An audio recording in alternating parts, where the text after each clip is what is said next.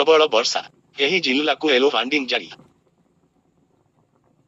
प्रबल वर्षा पाई आज विभिन्न जिल्लाकु येलो वार्निंग जारी करिछि पाणीपाग केन्द्र। ओडिशा ठारू दक्षिण पूर्व राजस्थान और छत्तीसगढ़ उपर देई एक ट्रप लाइन रहुछि। एहार प्रभावरे राज्यर अनेक स्थान रे वर्षा जारी रहिथिबा बेले मयूरभंज, केन्दुझर, अनुगुल, कंधमाल, गंजाम, गजपति और रायगढ़ जिल्लाकु येलो अलर्ट जारी होई।